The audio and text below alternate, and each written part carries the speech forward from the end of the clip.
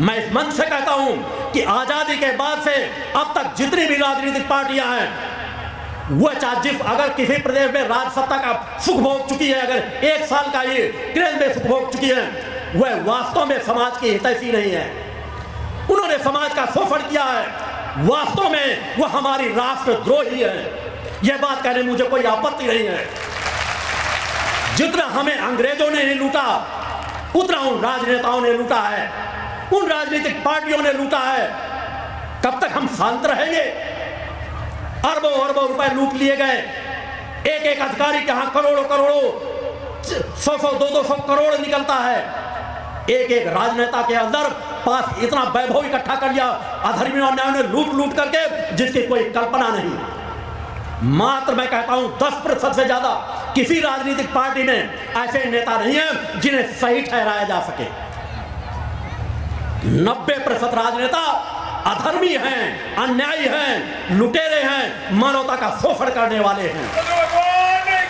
मानवता को जागना पड़ेगा, मानवता को उठकर खड़े होना पड़ेगा, मानवता को संगठित होना पड़ेगा और मां की कृपा को प्राप्त करना पड़ेगा और इन अधर्मियों अन्यायियों को उनकी राजगद्दियों से नीचे घसीट कर लाना ही होगा। बहुत सहेलिया समाज, मानवता हर जगह तड़प रही है। गरीब किस तरह का जीवन जीते हैं?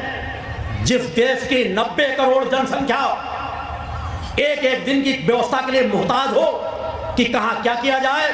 बच्चे भुखमरी के शिकार हो रहे हैं, कुपोषण के शिकार हो रहे हैं, उन्हें इलाज नहीं मिल रहा, उन्हें शिक्षा नहीं मिल रही, उन्हें एक कमरा रहने के लिए नहीं मिल रहा, उन्हें अच्छे विद्यालय नहीं मिल रहे, उन्हें अच्छे अस्पताल नहीं मिल रहे। यह सब किस लिए? कि अधर्मी अन्यायी राजनेताओं ने हमें 65 सालों से लूटा है। आजादी की इतना समय हो जाने के बाद भी समाज की क्या दुर्दशा है, इसे खुली आंखों से देखो और उसका विरोध करो और सत्य पथ पर चलो। सत्य किस तरह से स्थापित किया जा सकता है, इसके लिए प्रयास करो। यह तुम्हारी सच्ची मां की भक्ति होगी। मुझे कोई राजनेता नहीं बनना, कभी इस भ्रम में समाज न पड़ जाए। मुझे कोई चुनाव नहीं लड़ना। मैंने समाज को अपनी 3 धाराएं दी हैं।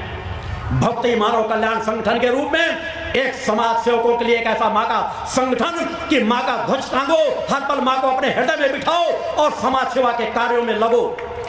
दीन दुखियों का दुख दर्द बांटो, जो भटक चुके हैं उन्हें मां की आराधना भक्ति का मार्ग सिखाओ। तुम्हें अपमान मिले अपमान मिले, उन सब के जहर को खुद पियो और समाज को अमृत पिलाओ, वह सत्य जल पिलाओ जिससे समाज सत्य धर्म के पथ पर चल सके। एक पंचज्योत शक्ति सिद्धाश्रम की स्थापना की गई कि अगर मानवता अशांत हो, असंतुलित हो, तो उस पवित्र धाम पे आकर के बैठे, उसे वहां पर आकर शांति की अनुभूति होगी, ऊर्जा की प्राप्त होगी। मां का जहां अखंड गुणगान चल रहा है, आने वाले समय पर जहां से 100 यज्ञ संपन्न होने हैं, जिन यज्ञों की मैंने पात्रता बताई कि एक एक यज्ञ में किस किस तरह के लाभ समाज को दिए गए। मेडिकल साइंस को चुनौती देकर ऐसे ऐसे असाध्य रोगियों को, जिन्हें मेडिकल साइंस में कहते थे इन्हें घर ले जाओ, वे नहीं बचेंगे, उन्हें केवल एक स्तर से 20-25 फीट की दूरी पर रख करके बैठा करके, जिन्हें मैंने स्पर्श नहीं किया, मैंने कोई दवाइयां नहीं दी और उनको मात्र अपने 11 दिन के यज्ञ के अंदर उन्हें स्वस्थ करके भेजा।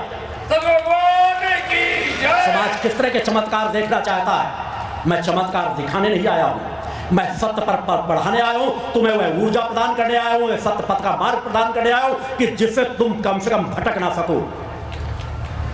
तुम सच्चाई ईमानदारी से मां की आराधना भक्ति के पथ पर चलो, ईमानदारी के पथ पर चलो, राम की आराधना करो, कृष्ण की आराधना करो, गोविंद का स्मरण करो, कुछ भी अनुचित नहीं, मगर तो नाच गाने में मत लिप्त हो जाओ कि नाच गानों में पंडालों में लिप्त होते हो, घर में जाकर तुम्हारा जीवन चरित्र बदल जाता है।